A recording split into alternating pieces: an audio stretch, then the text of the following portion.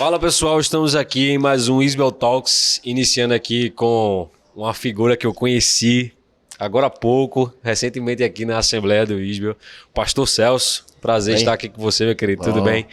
E o Pastor Celso é um dos pastores lá de Presidente Prudente, uma igreja linda. E eu vi as fotos, viu? Faz fotos e os vídeos, a igreja é linda de verdade. Estamos tendo a oportunidade de conversar com ele aqui. Mas antes, quero pedir para você se inscrever no nosso canal, ativar o sininho, comentar aqui abaixo o que você achar interessante e compartilhar esse podcast com aquelas pessoas que você entende que é da vontade de Deus que elas estejam assistindo, que eu tenho certeza que elas serão ricamente abençoadas. Esse cara aqui, as poucas histórias que eu ouvia a seu respeito já foram muito legais. Ele já me compartilhou aqui o testemunho dele também. Se der tempo da gente conversar nesse podcast aqui, a gente conversa. Mas isso aí, Celso, eu queria que você se apresentasse também. É uma palhaçada isso aqui, né, cara?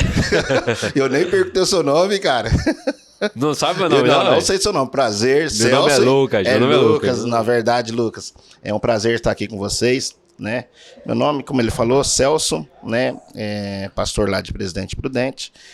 Tem uma área que eu gosto muito, que é a área de artes. Trabalho muito com evangelismo criativo lá em Presidente Prudente também, nas escolas, né? E é uma área que eu amo muito, que é trabalhar com a fase tenra ali, né? Com as crianças, pré-adolescente, adolescente e a juventude, né? Estou na igreja desde 2010, 2011, estou na igreja, formado pelo Isbel, né? Através do FTD, é muito bom, me trouxe muito conhecimento, me abriu muito a minha mente, muito a minha cabeça, foi top demais. Que legal, cara, é casado, né? Casado, pai de 2 meninas lindas. Que legal, né? Cara. Casado, vou falar o nome da minha esposa, mas não tem nada a ver com a antiga, o nome da minha esposa é Dilma, tá? Mas é Dilma Alves, tá bom? Bênção de Deus, uma mulher linda, maravilhosa, se empenhada no ministério, trabalha também com criança, é professora, ela dá aula, um dos ofícios dela que ela mais ama é dar aula para criança, então é top. Além de pastor, o Celso também é muito conhecido porque ele atua ainda com relação a isso, né? Sim. O Celso é palhaço também. É um pastor bem-humorado, né? Eu costumo dizer que quando me chamam de palhaço, eu não fico bravo, né? Mas eu sou artista, cara. Eu sou artista. Muito bom. Eu sou artista, mas assim, só para quebrar o gelo, mas eu sou palhaço mesmo. É algo que me deixa feliz de entender que você quebra alguns paradigmas, principalmente quando você põe a figura do palhaço, que é o berinjela, né? Ele abre as portas, a verdade é essa, né? E é gostoso que quando você faz isso de uma forma espontânea, tanto nos hospitais, nas ruas, né, nas praças, onde você chegar, as pessoas param para olhar. Então, às vezes, eu acho que vai ser algo circular, algo ali que, mais um palhaço que vai fazendo um malabares, não. Aí, de repente, vem com uma contação de história, algo... Tem as piadas, né? Mas as piadas bem calmas, bem de boa, assim, né? Então, e as pessoas param para isso, né? Cara, e a gente tava conversando aqui, você falou que o fato de trabalhar como artista, como palhaço, isso veio bem antes do ministério, né? Sim, sim. E queria saber como foi que você primeiro entrou nesse ramo para trabalhar lá fora, como surgiu isso no seu coração e como foram as suas primeiras oportunidades, né? Até chegar essa questão aí do ministério. Tá. Cara, assim, ô Lucas, o que aconteceu, eu trabalhei como inspetor de aluno numa escola. E a escola tem muitos projetos. E aí convidaram uma equipe de palhaço para dar oficina para crianças. Como eu era inspetor de aluno, eu tinha um horário bem flexível, e eu tinha que acompanhar as crianças. Em vez de eu ficar acompanhando, olhando, eu falei, eu vou entrar nessa barca com essa molecada. Então, enquanto a molecada estava dando cambalhota, andando de perna de pau, eu estava lá me matando também e fazendo também, né, cara? E aí acabou que eu me apaixonei pela arte do palhaço, né? Legal. Perna de pau, malabares, pirofagia. Então eu fui pegando todos esses artifícios que tem no circo.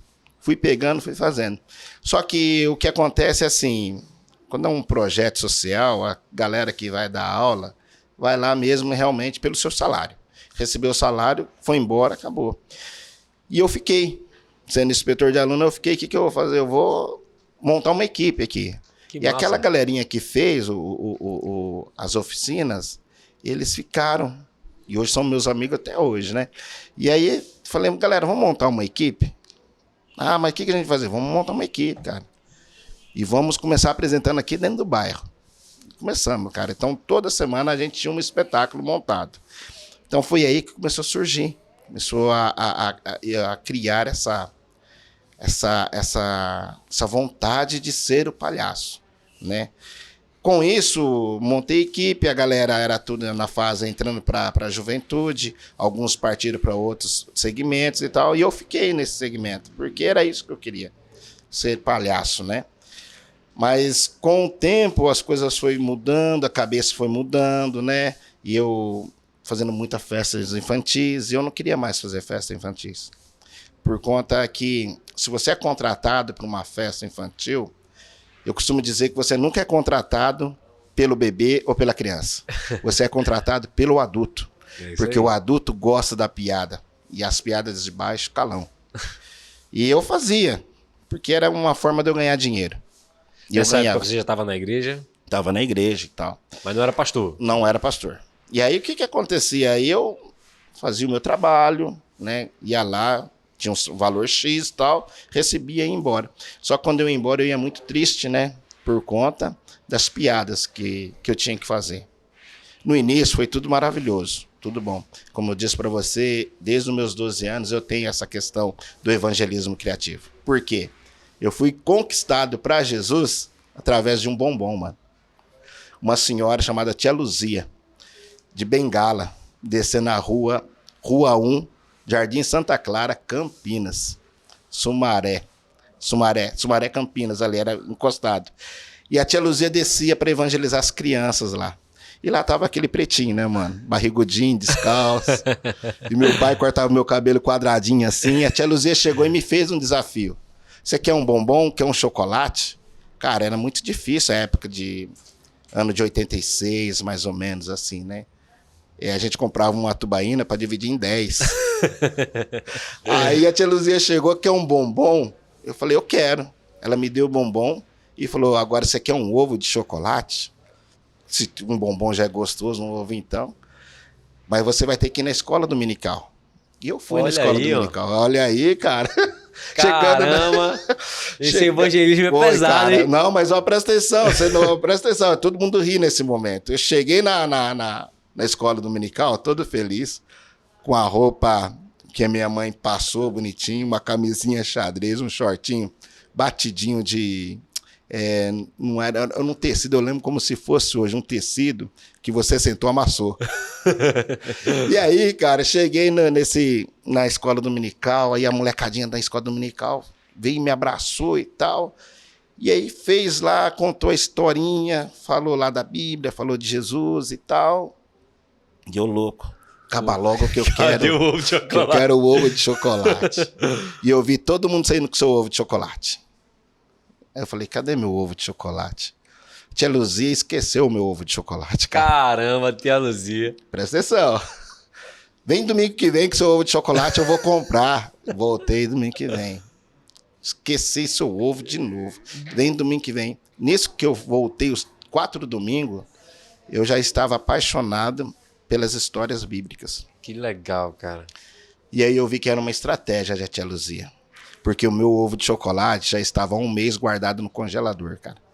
Ela depois entregou o ovo de chocolate e falou que está o seu presente. Mas tia, mas por que você não me deu antes? Porque eu tinha que ter a certeza que Jesus ia te conquistar. Caramba, eu tô apaixonado por Tia Luzia. Mano, Tia Luzia até hoje, mano. Meu irmão, velho. A minha primeira filha, quando nasceu, eu falei pra minha esposa, eu quero levar lá pra Tia Luzia conhecer e dar a benção. Que bênção, cara. Levei a minha filha lá, mas o que era gostoso da Tia Luzia era que terminava a escola dominical, ela fazia uma macarronada com frango. E a molecada toda ficava ali, porque ela tinha muitos netos e tal, e ficava ali.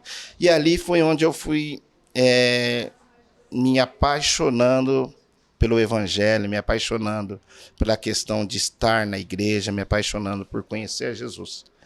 Mas eu ainda era moleque ainda, né, mano? Mas foi top demais. Top. Cara, só conhecer essa história. E é interessante que às vezes as pessoas fazem assim, poxa, mas não me dão uma oportunidade para fazer nada na igreja, não sei o que lá. Olha, com o pouco que ela recebeu, que era para cuidar de criança. Olha o impacto que essa mulher teve na sua... E na minha também, quem tá assistindo agora foi impactado pela vida. Eu vou dela. falar para você que a igreja era numa garagem. Olha aí. Hoje eu vou lá em Campinas, eu vejo uma estrutura, uma mega estrutura que começou na casa da tia Luzia. Que legal, sabe? Cara. Então é muito top, muito top. Muito que top. Mesmo, então... E com relação à continuidade lá na vida de artista, né? Eu soube por alto sobre isso, mas você meio que ficou famoso como palhaço e tal. Muitas pessoas chegaram a conhecer você, te chamaram até para algumas entrevistas, não é isso? Eu dei algumas entrevistas na Jovem Pan, né? Foi um podcast que teve lá com um cantor de rap chamado Lito Atalay, que isso foi recentemente agora. Legal. Né? E aí eu tive alguns chamados na época, no dia 12 de outubro, Dia das Crianças, e isso foi muito, muito sério, porque quando eu cheguei lá, na rede que me chamou, né?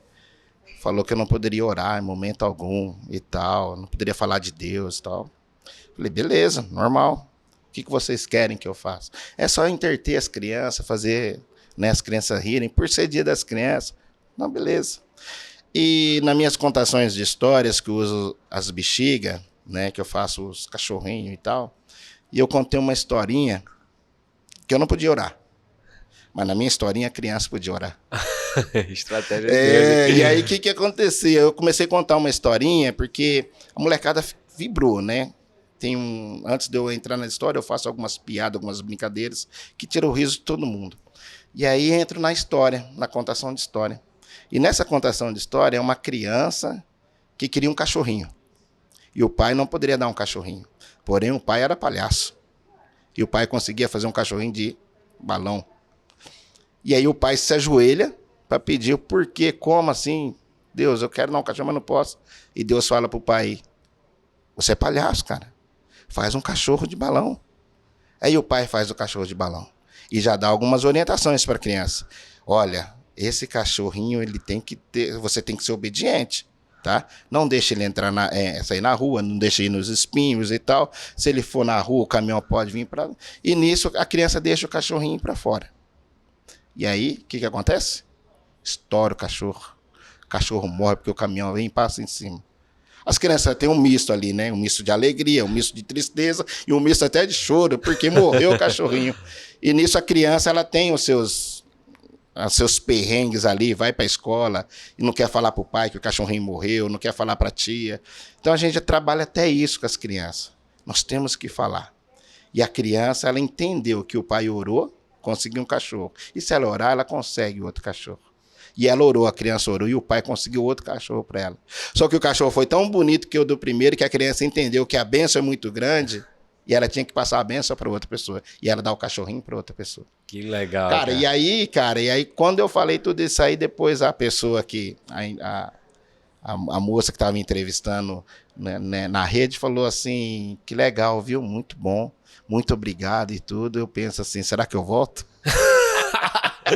Minha missão eu cumpri. Eu tenho uma missão que é muito maior do que fazer rir, né? Mas aí depois, cara, com os projetos que a gente vai desenvolvendo junto com a Igreja Missionária lá em Presidente Prudente, que é o projeto do bullying nas escolas, aí algumas emissoras gravaram a gente, algumas entrevistas e tudo mais. É top demais.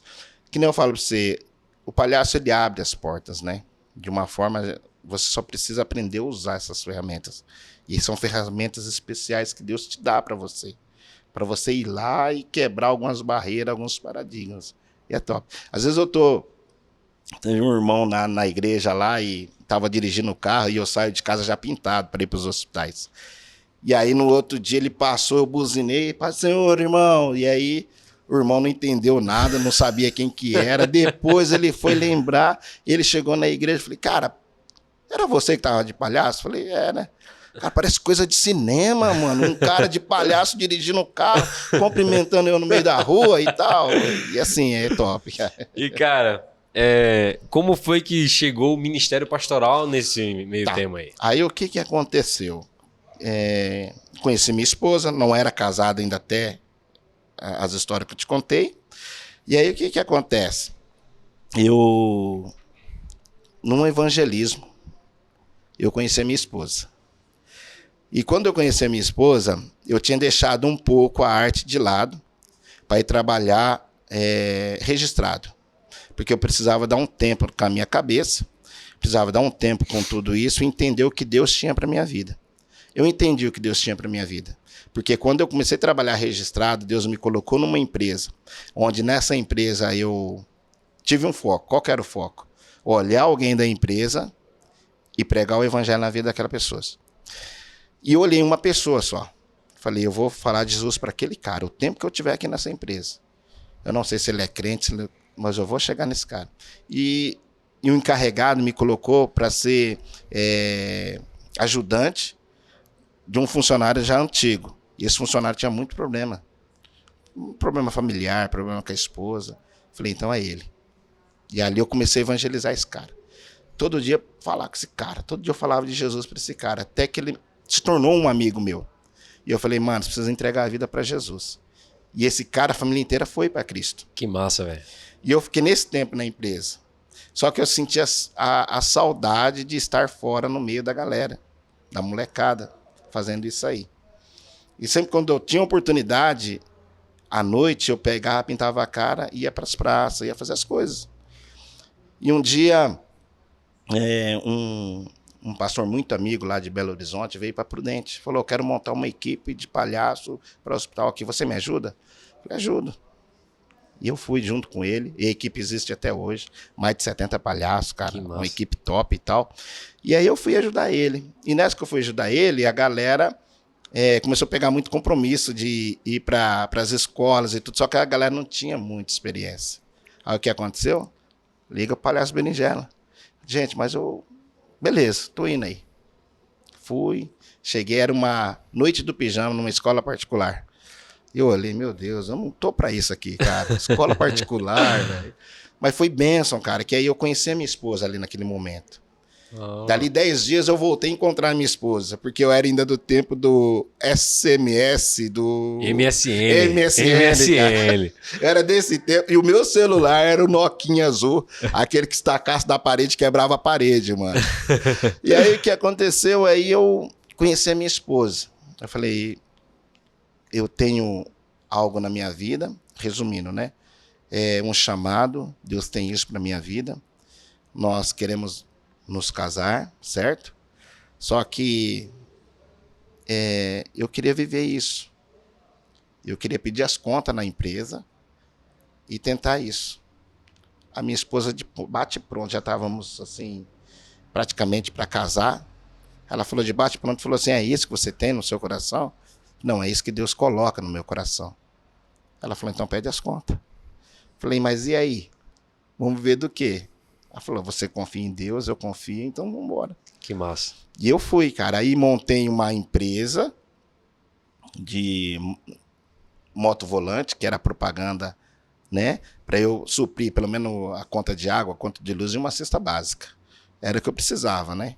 E aí o que aconteceu? Eu comecei a soltar os cartãozinhos, oficinas de palhaço e tal, motopropaganda. E esse cartãozinho acabou chegando na mão do pastor Elias, que me contratou para dar aula para os funcionários, não, para os adolescentes dele, de circo e de teatro. E você não tinha vínculo com a igreja antes? Não tinha vínculo, mas eu estava já há 1 ano no Seminário Batista. E aí eu comecei esse contato com o pastor Elias, toda quarta-feira e tal, ali com ele, com os adolescentes, fazendo um bom trabalho, fazendo trabalho de evangelismo nas escolas e tudo. Resumindo tudo isso aí, me encantei pelo organograma da igreja, pelo cuidado da igreja, pelo cuidado com a palavra de Deus, pelo cuidado com os membros, pelo cuidado com que o pastor Elias trata as coisas. Falei, Dilma, essa igreja é top demais. Nossa, como é que... Porque não tinha minha palavra com ele, né? Os louvores eram top e tudo. Eu falei, você quer saber de uma coisa? Eu vou ficar aqui nessa igreja. Vamos ficar aqui nessa igreja e tal. Depois teve alguns assim, alguns assuntos que acabou a gente conversando, eu, o pastor Elias, a comissão executiva e tudo, e acabamos nos membrando na igreja.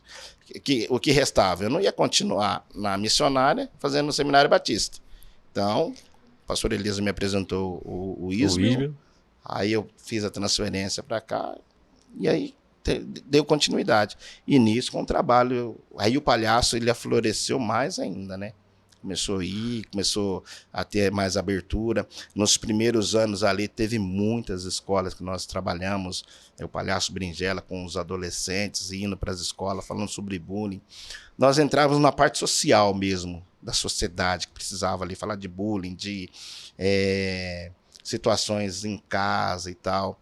Mas tudo assim, de uma forma que a criança ou adolescente entendia. E ali nós deixávamos um folhetinho, um cartãozinho, e assim ia. E aí o Ministério continuou, sabe? E hoje eu agrego assim no palhaço, não só o palhaço, mas como a ventriloquia, os bonecos, né? Minha esposa fala que eu sou muito doido, que eu falo com boneco, converso sozinho com boneco, mas não eu amo essa questão de arte, assim, né? E aí o Ministério agregando com o pastoreio, ficou muito melhor agora. Muito bom mesmo, né? Que massa, cara. E é engraçado que a figura do pastor é uma figura talvez até mais séria para algumas pessoas, né? E no caso, juntar o pastor com o palhaço parece ser bem contraditório, né? Mas pastor Elias tem me ajudado muito nessa questão do pastoreio com o palhaço. Eu não posso largar o pastoreio, a figura do pastor, que realmente é uma figura séria, tem que ser. E a figura do palhaço. Então tem que ter essa balança aí, né? A hora de ser pastor é pastor, a hora de ser palhaço é palhaço, né? Teve até uma colega aqui, uma amiga aqui, né, que falou assim, você mudou muito desde a última SAT e tal, lá no Macades, você brincava, você zoava e tudo. Eu falei, filho, eu tô em processo de reconstrução aqui, eu tenho que entender algumas coisas ainda e eu não posso desse jeito. Ela falou assim, mas tá bom e tal. E aí essa questão assim, né, eu tive que tomar muito cuidado para não confundir até a minha própria cabeça. Poxa, será que eu tô matando aquele que Deus me deu durante 10, 20 anos? Por conta do pastoreio? Ou será que eu não estou matando o pastoreio por conta do palhaço? Então, essa balança ficou. Mas graças a Deus, Deus tem me dado sabedoria para trabalhar com isso e tudo mais, né? Mas o mais importante, o Lucas, em tudo isso que eu entendo, é que o evangelho ele é pregado, ele é falado, e as pessoas param para ouvir. Da minha forma, com o meu jeito, com o palhaço, né? Quando eu estou... Porque eu vim para cá, não trouxe nada, mas sempre eu trago uma bexiga no bolso, ou o nariz do palhaço sempre deixo no bolso. Porque eu sei que eu vou passar por alguém e vou ter oportunidade. E não é só para criança, é para adulto também. Ontem, entrando no hotel, eu vi uma moça meia cabisbaixa. Ontem, né, na segunda-feira. Quando foi ontem, essa moça estava tomando café no hotel. Falei, a oportunidade de eu tentar entender por que ela estava triste ontem. Tem alguma coisa a ver comigo? Não tem nada a ver comigo. Mas é uma oportunidade de eu, às vezes, entregar uma bexiga para ela e ela fala, poxa, a pessoa nem me conhece, me deu isso. Provisão de Deus, a alegria, a felicidade e tal. Assim Tem a percepção também, né? Cara. É interessante que o fato de lidar com o público e visualizar ele em outra perspectiva, você conhece bem as emoções das pessoas também. Sim, e imagino que, na verdade, isso deve ser um braço para o pastoreio, no final das contas, né? E, cara, ouvindo você falar, eu acredito que algumas pessoas já viveram esse tipo de crise também com relação a uma profissão que fazia antes e o pastoreio e tudo mais. Mas, no final das contas, tudo tem a ver com Deus, né, cara? Sim. Você está anunciando o evangelho onde quer que você vai, independente da profissão, né? E o gostoso é assim, que se você consegue dominar essa área, o quanto o reino de Deus não cresce. Cara, com certeza, cara. Porque, vamos dizer, na sua área aqui, por exemplo, você poderia estar trabalhando com outro tipo de público, entendeu? Mas você está aqui hoje, porque tudo que você conseguiu lá agregou com isso que você faz hoje, né? E a arte é algo que, se o cara não tomar cuidado, enche o ego, né? Não, tal. Eu uso muito, assim, com a minha cor, porque eu posso. Falo, não tenho nada de preconceito com essas coisas, não. Pois é. Eu não tenho... não tem como eu ter preconceito comigo, né, velho? Não tem como eu ter preconceito comigo, né? E eu fico pensando assim, rapaz, além de preto, além de palhaço, você acha que eu não vou me achar, bicho?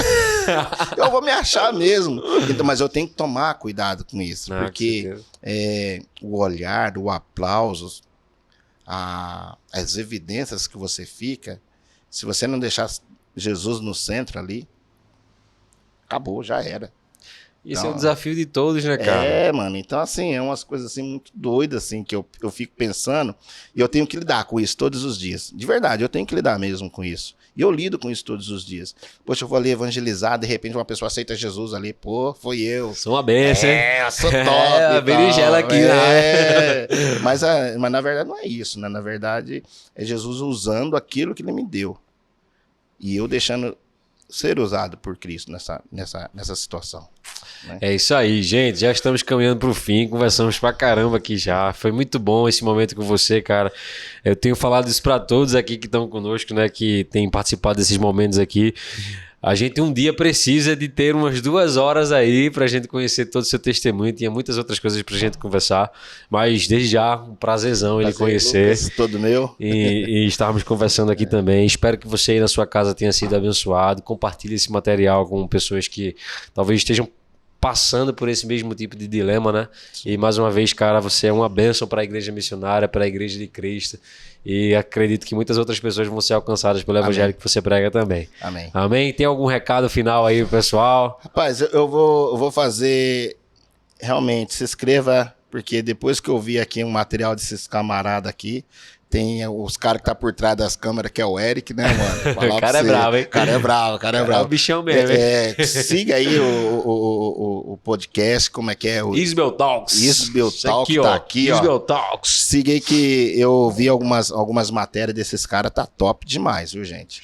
Tamo junto. Tamo junto. É isso aí, finalizamos mais um Isbel Talks e até o próximo. Tamo junto. Acabou-se.